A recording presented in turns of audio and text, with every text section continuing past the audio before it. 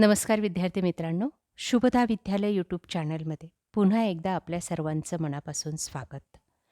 आज आपण इयत्ता 12वीच्या वर्गाचा मराठी विषयाचा तास घेत आहोत आणि या तासाला आपण ही बोर्डाची 12 फेब्रुवारी 2026 रोजी आजच झालेला हा जो काही पेपर आहे, या पेपरची आन्सर शीट आपल्याला या ठिकाणी मिळणार आहे. त्यामुळे आपण जर 12वीला असाल आणि हा पेपर देऊन आलेले असाल तर हा व्हिडिओ शेवटपर्यंत नक्की पहा.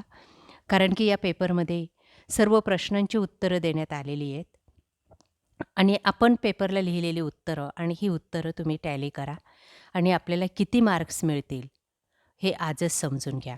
एकूण 80 गुणांचा आपला हा पेपर होता. 3 तासाची वेळ दिलेली होती आणि या ठिकाणी तुम्हाला उत्तरं बोर्डाच्या पॅटर्ननुसार पाहायला मिळणार आहेत आणि त्यामुळे आपल्याला किती मार्क्स मिळतील हे जाणण्यासाठी हा व्हिडिओ खूप महत्त्वाचा ठरणार आहे मित्रांनो. त्यासाठी या व्हिडिओची लिंक आपल्या मित्रांनाही शेअर करा, व्हिडिओला लाईक करा आणि यानंतर आपला कोणता पेपर आहे आणि त्याची कोणती आन्सर शीट आपल्याला हवी, परीक्षेच्या आधी कोणते IMP क्वेश्चन हवेत, कोणत्या विषयाचे, ते सुद्धा मला कमेंट करून सांगा. चला तर मग यापूर्वीच आपण इंग्रजीचा पेपर, त्याची आन्सर शीट आपल्या चॅनलवर अपलोड केलेली आहे. तीही आपल्याला हवी असेल तर डिस्क्रिप्शन बॉक्समध्ये दिलेली बोर्ड प्रश्नपत्रिका ही प्लेलिस्ट अवश्य पहा. आपण यापूर्वीच दिलेले जे काही IMP क्वेश्चन्स होते मराठीचे, ते सुद्धा जसेच्या तसे या ठिकाणी आलेले आहेत. अतिशय सोपी अशी ही प्रश्नपत्रिका आहे.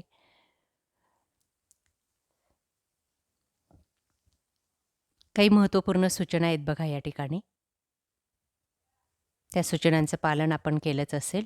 विभाग 1 गद्य विभाग हा 20 गुणांसाठी होता. त्यासाठी विचारलेला पहिला प्रश्न बघा. खालील उताऱ्याच्या आधारे सूचनेनुसार कृती करा. 8 गुणांसाठी हा पहिला अ भाग आपल्याला दिलेला आहे. त्यातलं पहिलं, कर्ज काढून वाहन खरेदी करण्यामागची कारणे. इतरांशी मानसिक स्पर्धा करणे आणि दुसरं, आपल्या ऐश्वर्याचे प्रदर्शन घडवणे. दुसरं, जीवन अर्थपूर्ण होण्यासाठी लेखकाने सांगितलेले तंत्र. उत्तर, कामापुरते आणि कामासाठी वाहन वापरणे आणि दुसरं आहे आटोक्यात राहील एवढ्याच वेग ठेवणे. ही सर्व उत्तरं उतार्यात आहेत बघा. मी दाखवते कुठून शोधली ते. बघा, हे पहिल्याच ओळीमध्ये पहिल्या प्रश्नाचं उत्तर आहे. त्यानंतर दुसरं,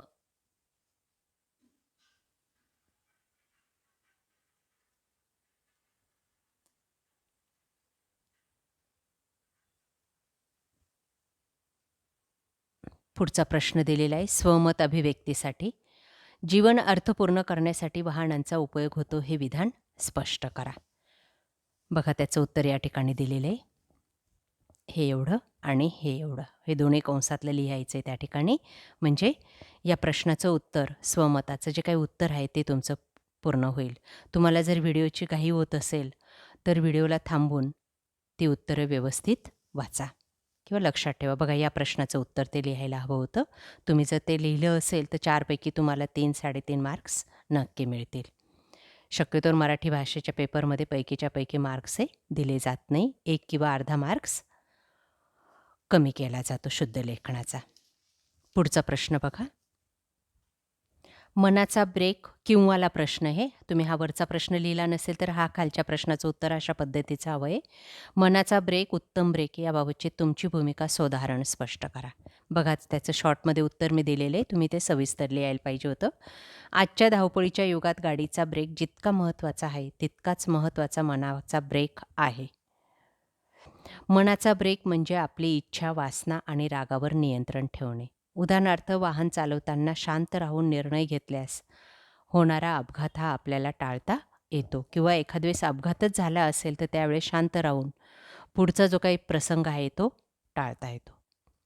या पद्धतीचं उत्तर या प्रश्नाचं हवं होतं. अ भागाचं जर उत्तर आपण दिल्याप्रमाणे लिहिलं असेल तर 8 पैकी आपल्याला 6-7 किती गुण मिळतील ते पेन्सिलीने क्वेश्चन पेपरवर लिहून ठेवा. म्हणजे आपल्याला एकूण 80 गुणांचे टोटल करता येईल.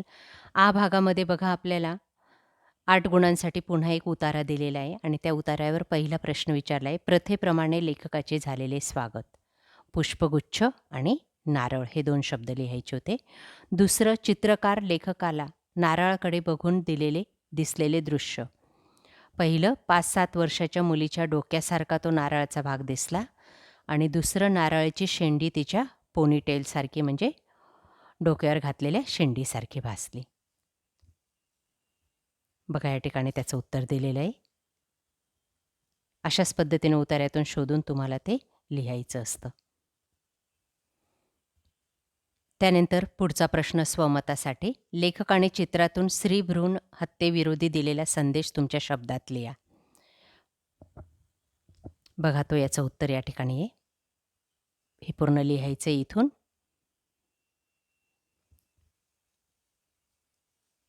लिहिलं असेल तर 4 पैकी तुम्ही 3, 2 जसं तुम्ही उत्तर लिहिलं असेल तसे मार्क्स द्या. पुढचा आहे प्रश्न. समाजातील अनिष्ट रूढी याविषयी तुमचे विचार स्पष्ट करा. बघा एका ओळीत मी या ठिकाणी उत्तर दिलेलं आहे. या रूढी समाजाच्या प्रगतीत अडथळा आणतात आणि त्या त्वरित बंद झाल्या पाहिजेत. त्यामुळे देशाच्या विकासात अडथळा येतो. समाजात विषमता, अन्याय वाढतो. समाजातल्या अनिष्ट रूढी कोणकोणत्या आहेत ते स्त्रीभ्रूण हत्या, बालविवाह, हुंडा प्रथा या रूढींविषयी तुम्ही आपले विचार या ठिकाणी व्यक्त करायचे आहेत आणि 4 गुण मिळवायचे आहेत. ई भागामध्ये बघा खालील उतार्याच्या आधारे कृती करा 4 गुणांसाठी. 1. जगाच्या दृष्टीने आजच्या युगाची ओळख. अणुविज्ञानाचं युग आणि कॉम्प्युटरचं युग. बघा ई भागामध्ये साठी सुद्धा तुम्हाला एक उतारा दिलेला आहे आणि त्यावर आधारित वरील प्रश्नाचं उत्तर आपण या ठिकाणी लिहिलं. बघा याच ठिकाणी उत्तर होतं. आपल्याला फक्त ते शोधता आलं पाहिजे.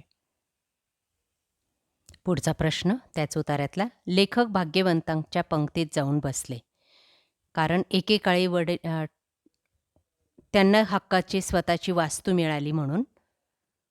आणि दुसरं एक जरी ते कर्ज काढून घेतलेलं घर असलं तरी. बघा याच ठिकाणी त्याचं उत्तर. या 3 ओळी जरी तुम्ही त्या ठिकाणी लिहिल्या तरीही चालणार आहे. म्हणून तो भाग्यवंतांच्या पंक्तीत जाऊन बसला. पुढचा प्रश्न आहे विभाग 2 16 गुणांसाठी. कवितेच्या आधारे कृती करा 8 गुणांसाठी. एक चौकटी पूर्ण करा. आषाढ घणाच्या पदविन्यास खुणा. कोमल पाचूंची ही शेते हे उत्तर आहे त्याचं. आणि दुसरं आहे इंद्रनीळ वेळूंची ही बेटे. या कवितेच्या आधारेच आपण लिहिलेलं आहे हे आणि हे उत्तर. पुढचं कवितेत वर्णन केलेल्या फुलांची नावे. गंधकेतकी हे बघा हे उत्तर आणि चाफा. त्यानंतर कविता दिलेली आहे आणि कवितेवर आधारित तुम्हाला अभिव्यक्तीसाठी एक प्रश्न विचारलाय बघा. आषाढातील पावसाचा तुम्ही घेतलेला अनुभव तुमच्या शब्दात व्यक्त करा. बघा तो अनुभव या ठिकाणी मी लिहिला आहे. आषाढातील पावसाचा अनुभव. आषाढ महिना म्हणजे निसर्गाचे अद्भुत रूप. सुरुवातीला काळ्या ढगांची गर्दी जमते आणि सोसाट्याच्या वाऱ्यासह पावसाच्या सरी कोसळू लागतात. सारा आसमंत हिरवागार होऊ लागतो.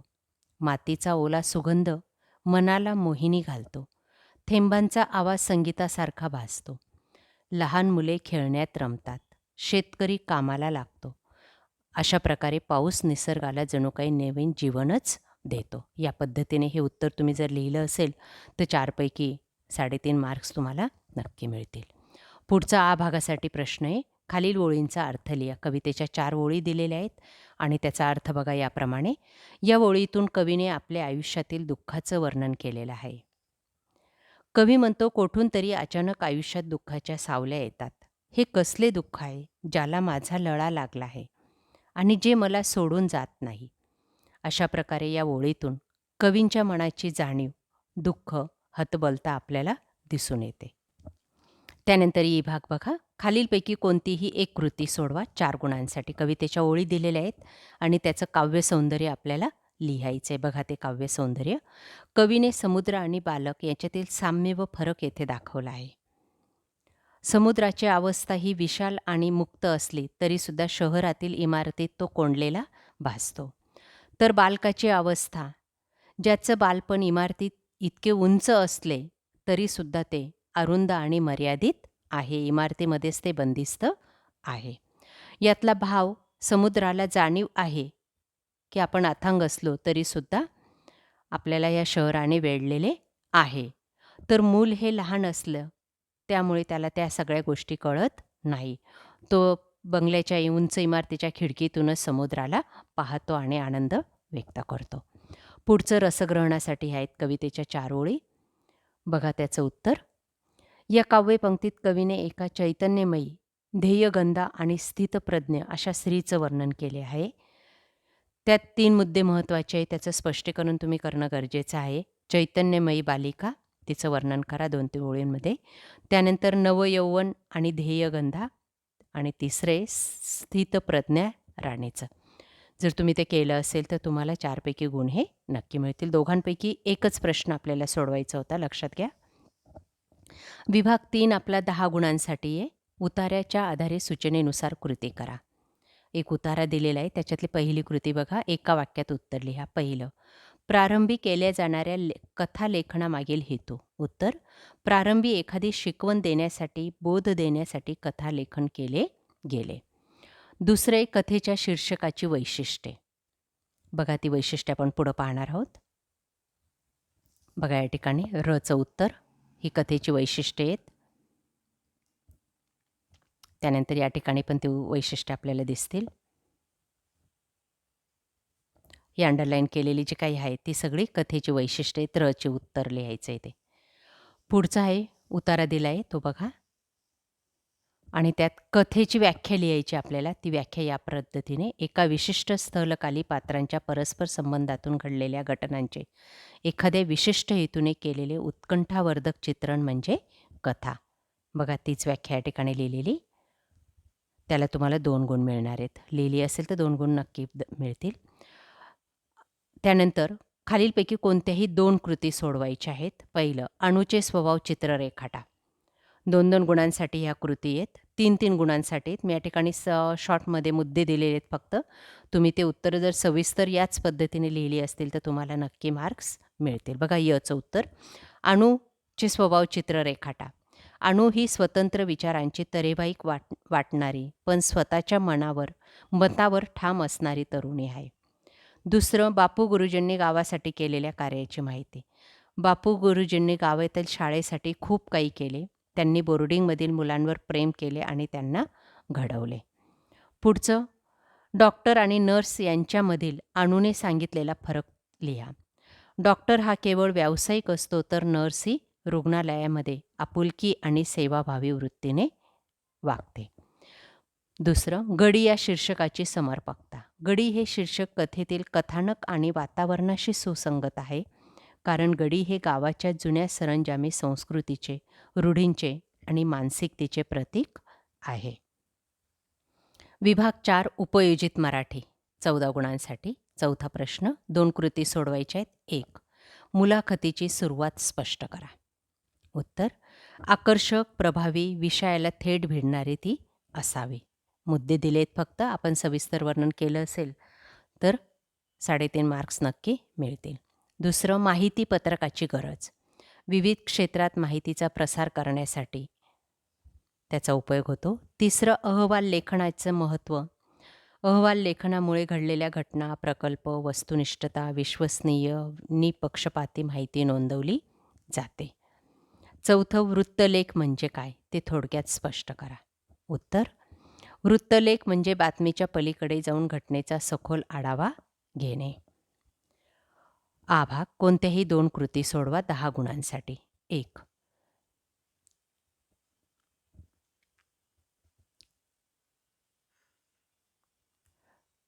मुलाखतीचे स्वरूप आपल्याला विचारले. बघा ते स्वरूप. मुलाखत म्हणजे 2 किंवा अधिक व्यक्तींमध्ये विशिष्ट हेतूने केलेला संवाद, ज्यात आगळे वेगळे कर्तृत्व मिळवले जाते. दुसरा आहे, खालील मुद्द्यांच्या आधारे माहितीपत्रकाची रचना सांगा. माहितीपत्रकाच्या रचनेत माहितीला प्राधान्य असावे. त्याची मांडणी आकर्षक, उपयुक्त, सोपी, वाचकांना समजेल अशी असावी. थोडं सविस्तर लिहायचं हेच उत्तर. तिसरं आहे, मुद्द्यांच्या आधारे अहवाल लेखनाची वैशिष्ट्ये. या ठिकाणी अंडरलाईन केलेले जे काही शब्द आहेत, वस्तुनिष्ठता, विश्वसनीयता, सोपेपणा, शब्दमर्यादा, निपक्षपातीपणा, ही सगळी अहवाल लेखनाची वैशिष्ट्ये आहेत. या सर्व तथ्यांवर आधारित अहवाल लेखन जर केलेलं असेल तर ते उत्कृष्ट व अहवाल लेखन येतं. त्यामध्ये आपल्याला वैयक्तिक मतंही टाळावी लागतात. चौथा मुद्दा आहे, वृत्तलेखनाच्या स्रोत. वृत्तलेखाच्या बातमीचे स्रोत वृत्त किंवा बातमी, मुलाखती, व्यक्तिगत अनुभव, निरीक्षणे आणि भेटीगाठी हे असू शकतात. यातून लेखकाला सखोल माहिती मिळून वाचकासमोर प्रभावीपणे ती मांडता येते. या पद्धतीने उत्तर हवं होतं. त्यानंतर शेवटचा विभाग 5वा, व्याकरण लेखन 20 गुणांसाठी. सूचनेनुसार कृती करा 10 गुणांसाठी. हा अ भाग आहे. पहिलं बघा, योग्य पर्याय निवडा. ही इमारत खूपच उंच आहे. याचं उद्गारार्थी वाक्य ओळखायचं आपल्याला, ते आहे हे 4थं वाक्य. बापरे, केवढी उंच ही इमारत. हे उत्तर जर तुम्ही लिहिलं असेल तर 1 गुण पकडायचा आहे या 10 पैकी. दुसरं, सूचनेप्रमाणे सोडव. तुम्ही सगळ्यांशी चांगले बोला. नकारार्थी वाक्य करायचे. तुम्ही कोणाशीही वाईट बोलू नका किंवा तुम्ही सगळ्यांशी चांगले बोलू नका, तेही चालेल. दुसरं, योग्य पर्याय निवडा. गोपाल या सामासिक शब्दाचा समास ओळखायचा आहे. आता या ठिकाणी 2 उत्तरं आलेली आहेत. बहुव्रीही समास. जर तुम्ही याचा विग्रह अशा पद्धतीने केला असेल तर बहुव्रीही समास हेही उत्तर बरोबर आहे. आणि गायीचे पालन करणारा तो तत्पुरुष समास. दोन्ही उत्तरं तुमची बोर्डाने ॲक्सेप्ट केलेली आहेत. त्याच्यामुळे 1 मार्क्स या दोन्ही उत्तरांना धरणं गरजेचं आहे. यथाशक्ती म्हणजे शक्तीप्रमाणे. त्याचं उत्तर आहे अव्ययभाव समास. पुढचा प्रश्न, योग्य पर्याय निवडा. दलालांनी मार्गदर्शन संपवून चहा मागवला. या वाक्यातला प्रयोग ओळखायचा आहे. आता मागविला हा शब्द आहे. मागितला, मागणे हे वेगवेगळे बदलतात, म्हणून मग हा कर्मणी प्रयोगाचं उदाहरण आहे ते. दुसरं, कर्तरी प्रयोगाचं वाक्य ओळखून लिहा. ते वाक्य आहे, कर्त्याप्रमाणे वाक्य बदललं. सुजाण नागरिक परिसर स्वच्छ ठेवतात.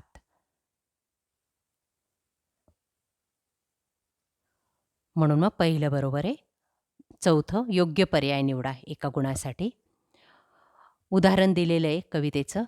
एक कडवं आहे 4 ओळींचं. त्याच्यातला अलंकार आपल्याला ओळखायचा आहे. तो अलंकार आहे अर्थांतरण्यास. 4था पर्याय. तो पर्याय निवडला असेल तर या प्रश्नाला सुद्धा 1 गुण पकडायचा. त्यानंतर आहे ताजमहाल एक जगती तो त्याच त्याच्या परी. या वाक्यातील उपमान ओळखायचं आहे. ते उपमान आहे ताजमहल. उपमेय उपमान दोन्हीही ताजमहलच आहे. पुढचं, साखर झोपेत असणे. त्याचा अर्थ ओळखायचा आहे पहाटेच्या गाढ निद्रेत असणे. आणि त्याचा वाक्यात उपयोग आहे, साखर झोपेत असताना सुद्धा माझा अभ्यास आज चांगला झाला. आईने साखर झोपेतच स्वयंपाक केला. अशा पद्धतीने आपण कोणतंही वाक्य लिहू शकतो. ते लिहिलं असेल तर 1 गुण. पुढचा शेवटचा प्रश्न 10 गुणांसाठी, निबंध लेखन. 5 निबंध या ठिकाणी दिलेले आहेत. 5 कोणत्याही एका विषयावर आधारित तुम्ही जर लेखन केलं असेल, जवळपास 2 पानांचं, 2 पेज, पाठपोट पेज, तर तुम्हाला त्या ठिकाणी 8पर्यंत गुण हे नक्की मिळू शकतील. अशा प्रकारे विद्यार्थी मित्रांनो, आज आपण इयत्ता 12वीची मराठीचे नुकत्याच झालेल्या पेपरची आन्सरशीट या ठिकाणी आपण सोडवलेली. आपल्याला किती मार्क्स मिळाले ते मला कमेंट करून नक्की सांगा. आणि यानंतर आपल्याला काय हवं ते सुद्धा सांगा. व्हिडिओ आवडला तर आपल्या मित्रांना शेअर करा, व्हिडिओला लाईक करा आणि चॅनलला सबस्क्राईब करायला तर विसरू नका. बेल आयकॉनवर क्लिक करून ठेवा, म्हणजे यानंतर होणाऱ्या पेपरची क्वेश्चन पेपर आपल्याला सहज उपलब्ध होईल. थँक्यू.